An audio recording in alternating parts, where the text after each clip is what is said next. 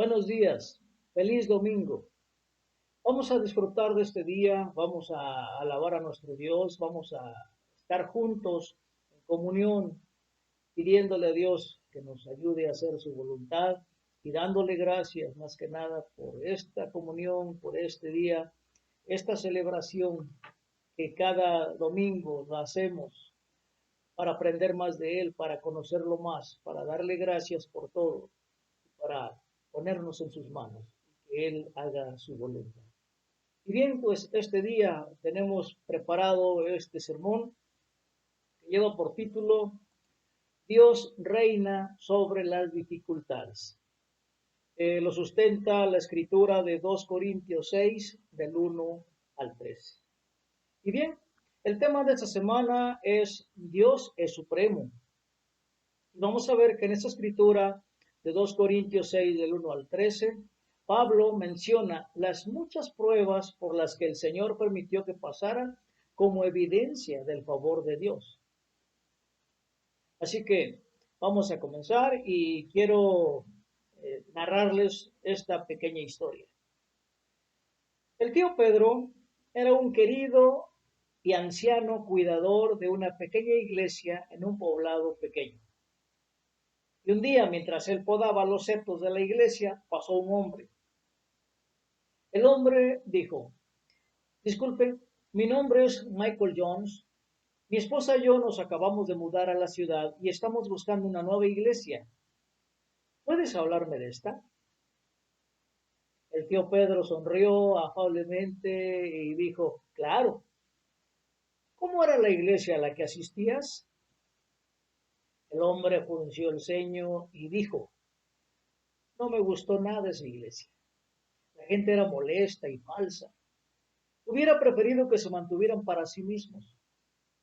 Además, los domingos tocaba música extraña. ¿Qué pasa con los himnos antiguos, caramba? No se parecía en nada a lo que uno esperaría que fuera la iglesia. El tío Pete pensó por un momento y respondió, esta se parece mucho a tu antigua iglesia. El hombre negó con la cabeza y se alejó decepcionado. Poco tiempo después, una mujer pasó por la iglesia y vio al tío Pete trabajando en el jardín. Se detuvo y dijo, disculpe, señor, soy Mary Jones. Mi esposo y yo andamos buscando una nueva iglesia a la cual asistir. Somos nuevos en la ciudad. ¿Cómo es esta iglesia? El tío Pete sonrió nuevamente, ¿verdad? Y dijo, me alegro de que lo hayas preguntado. ¿Cómo era la iglesia a la que asistías? La mujer sonrió. Dios nos bendijo con una iglesia maravillosa. La gente fue muy amable y realmente trató de conocerme. Hicieron todo lo posible por seguir a Jesús como familia. La música era diferente, pero realmente sentía a Dios en la adoración. No se parecía en nada a lo que uno esperaría que fuera la iglesia. El tío Pete pensó por un momento y sonrió. Esta es muy parecida a tu antigua iglesia. La mujer agradeció al tío Pete y salió corriendo a contárselo a su marido. ¿Qué les parece, hermano? Esta historia muestra cómo nuestra perspectiva revela nuestra realidad. El esposo y la esposa veían la misma iglesia de maneras muy diferentes. Y debido a su perspectiva y actitud, es probable que el esposo nunca encuentre una iglesia que lo satisfaga, porque priorizó sus preferencias sobre seguir la dirección de Dios. Sin embargo, la esposa probablemente vería a Dios en todas partes porque confiaba en que Él era el dador de cosas buenas. Y la forma en que experimentamos nuestras vidas depende de lo que creemos sobre Dios, sobre nosotros mismos y sobre el mundo que nos rodea. Nuestra perspectiva también determina hasta qué punto Jesús puede ser el Señor de nuestras vidas.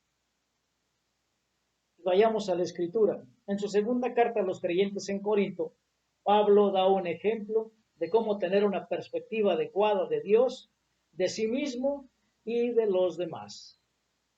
Vamos a ver lo que él escribe en la escritura que da sustento a este mensaje, que es 2 Corintios 6, del 1 al 13. Y dice así: nosotros, colaboradores de Dios, les rogamos que no reciban su gracia en vano, porque Él dice, en el momento propicio te escuché y en el día de salvación te ayudé. Les digo que este es el momento propicio de Dios, hoy es el día de salvación. Por nuestra parte, a nadie damos motivo alguno de tropiezo para que no se desacredite nuestro servicio. Más bien, en todo y con mucha paciencia, nos acreditamos como servidores de Dios en sufrimientos, privaciones y angustias, en azotes, cárceles y tumultos, en trabajos pesados, desvelos y hambre. Servimos con pureza, conocimiento, constancia y bondad en el Espíritu Santo y en amor sincero.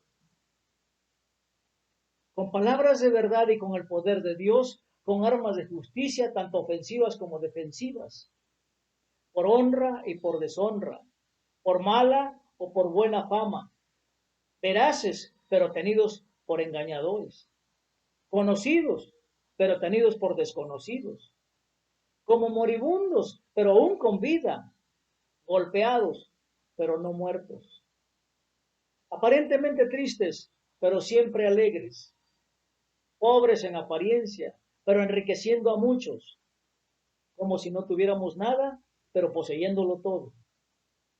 Hermanos corintios, les hemos hablado con toda franqueza, les hemos abierto de par en par nuestro corazón. Nunca les hemos negado nuestro afecto, pero ustedes sí nos niegan el suyo. Y para corresponder del mismo modo, les hablo como si fueran mis hijos. Abran también su corazón de par en par. Realmente esta escritura es muy emotiva.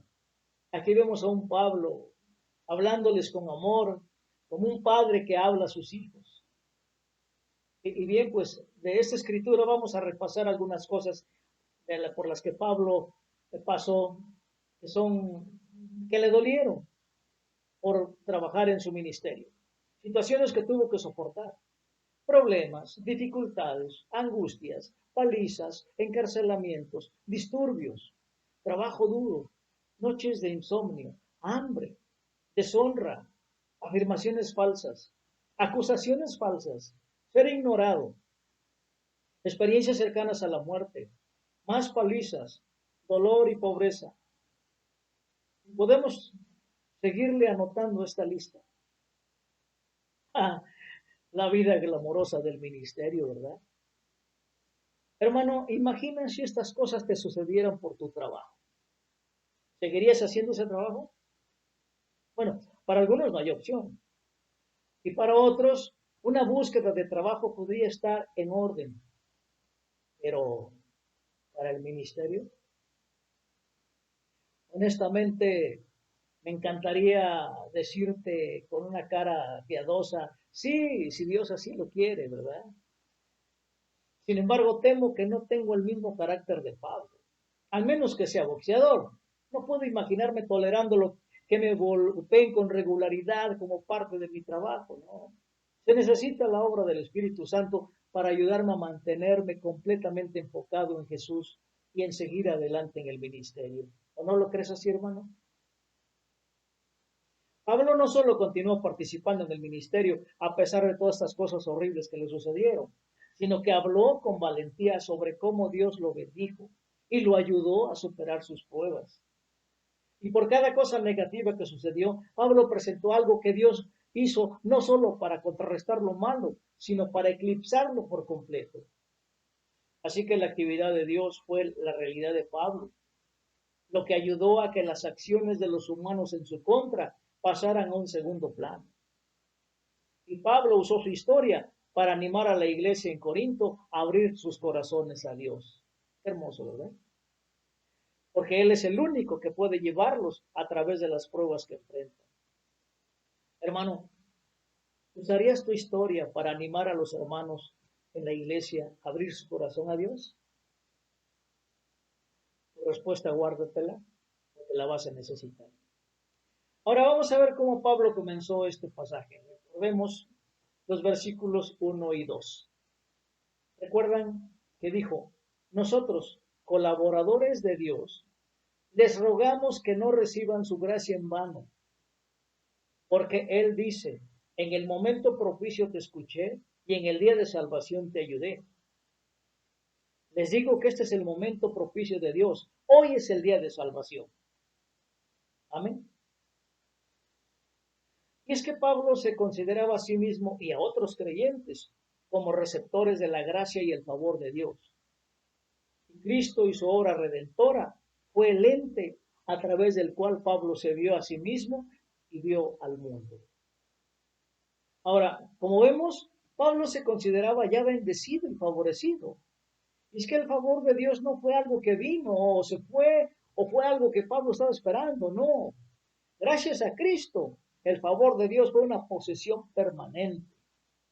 Y su verdad y su realidad se basaron en la bondad y en la gracia de Dios. Así que las experiencias negativas no alteraron su fe en el carácter de Dios ni en su propia bienaventuranza.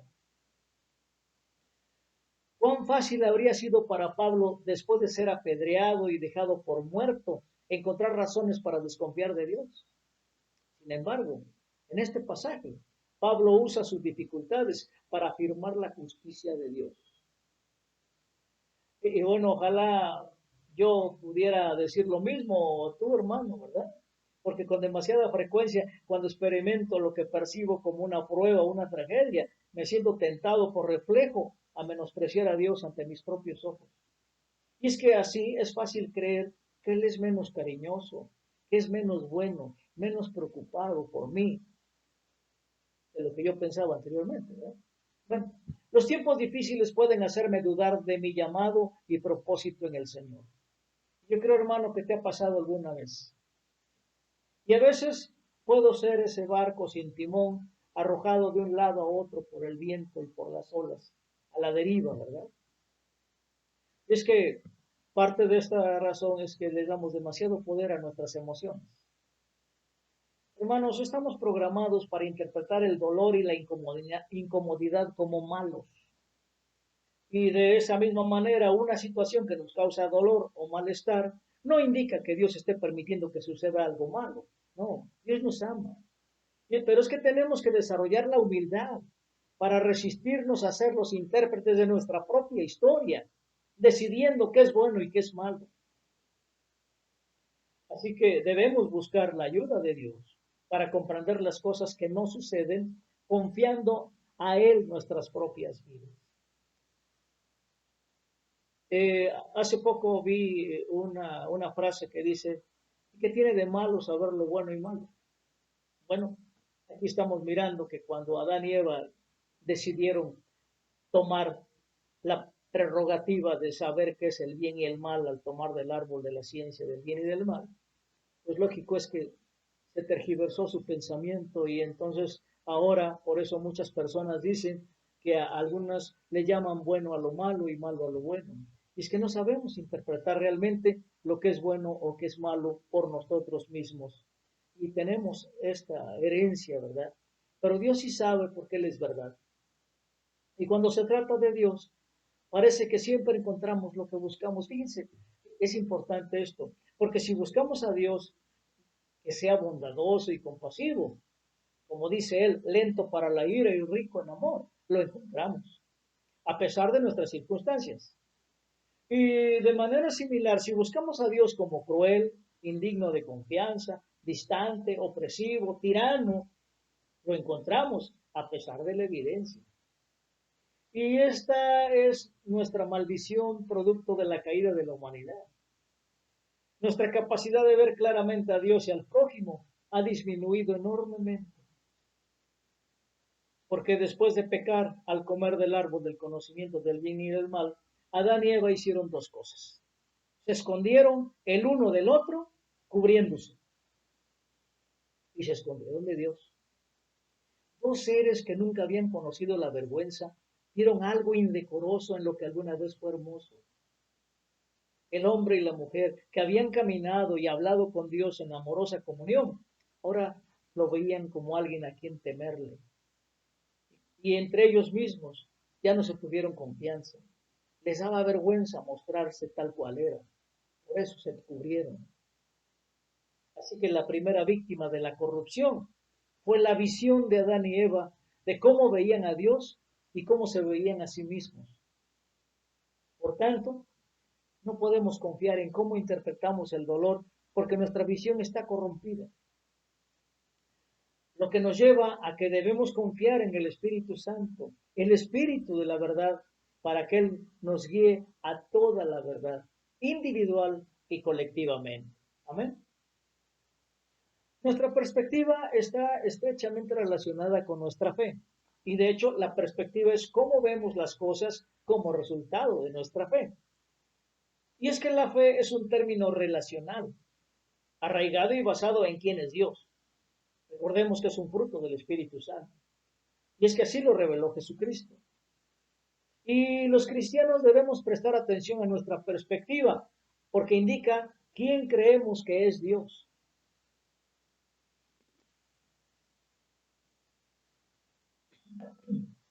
Del mismo modo, si tendemos a tener esperanza y estamos dispuestos a extender a otros el beneficio de la duda, esto también dice algo más acerca de quién creemos que es Dios. Ahora, no estoy diciendo que debamos caminar por la vida evitando cualquier cosa negativa, cortando la vuelta, huyendo, no. Si algo no es bueno, no debemos fingir que es bueno, hay que decirlo. Y sin embargo, aquellos que ven a Dios claramente encontrarán esperanza en Cristo en las dificultades más difíciles.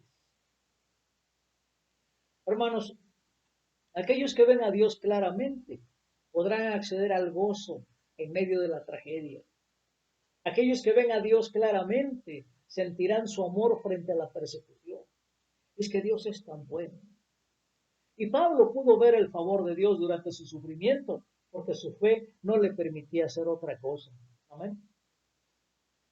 Incluso, más importante de lo que creemos sobre Dios, hermanos, óigalo bien, más importante de lo que creemos sobre Dios es lo que Él cree sobre nosotros. ¿O no lo habías visto de esa manera, hermano?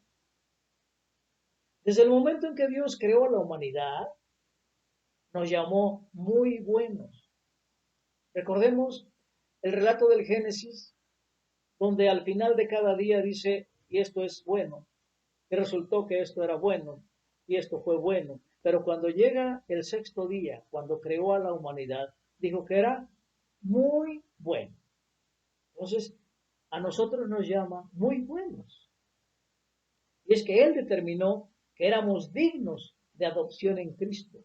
Y no ha dudado de esa creencia a pesar de que proporcionamos montañas de evidencia de todo lo contrario. Qué carácter tan hermoso de Dios, de veras. Cómo quisiera tenerlo y expresarlo así.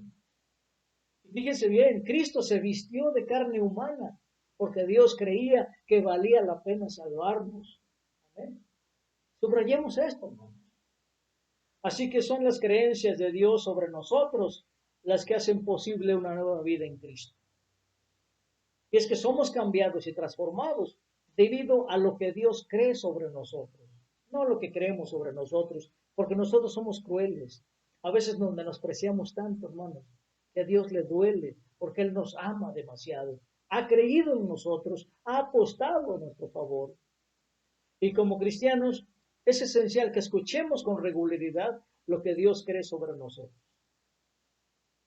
El apóstol Pablo dijo que la fe viene al escuchar el mensaje de Dios acerca de Jesucristo, como lo dice en Romanos 10:17. Y escuchar las creencias de Dios con respecto a la humanidad edifica nuestra fe, lo que da forma a nuestra perspectiva. Y de esa manera Jesús y su obra en la cruz deben ser el lente a través del cual veamos todas las cosas. Hermano, te invito a leer los primeros versículos del capítulo 1 de la carta a los Efesios, donde claramente dice que fuimos creados para ser santos y sin mancha delante de Dios en Cristo, desde antes de que el mundo existiera. Y en amor fuimos adoptados por Él para ser verdaderos hijos suyos. Y esto, hermanos, si esto penetra en tu corazón y en tu mente, no debes dudar de nada. Dios es tan amoroso, es tan misericordioso, es tan poderoso y tan amoroso con sus hijos que nos ha dado todo, hermano. Y así, de esa manera vemos al mundo de otra forma, ¿verdad? Y cuando vemos el mundo, de esa forma es importante, porque nos animó a mirar a Jesús para que nuestra visión fuera clara. Y cuando lo vemos así, a través del lente de Cristo y de la cruz, nos damos cuenta de que Dios reina sobre cualquier dificultad que pueda surgir en nuestro camino, hermanos. Así que mirando a través de la cruz, Dios se vuelve supremo en cada momento. Por tanto, hermanos, cada momento de nuestra vida, cada instante que estamos viviendo, sea bueno o sea malo, hermanos, siempre será sagrado. Demos gracias. Bendito Dios, te damos gracias por el amor tan inmenso con que nos amas. Te damos gracias porque has dispuesto toda tu relación para nosotros, has dispuesto toda tu gloria para nosotros, has dispuesto conocernos más para que nosotros te conozcamos y te amemos más, Señor. Gracias por todo. En el nombre de Cristo que nos has puesto en tus manos. Gracias a Cristo que ha venido a redimirnos porque has creído en nosotros, Señor, porque has apostado en favor de nosotros y porque has ganado, eterno Dios. Así que, Padre, nos ponemos en tus manos para que hagas tu voluntad y que todo sea para tu gloria, honra y alabanza. En el nombre de Cristo, Padre nuestro, y por el poder y la autorización del Espíritu Santo. Amén.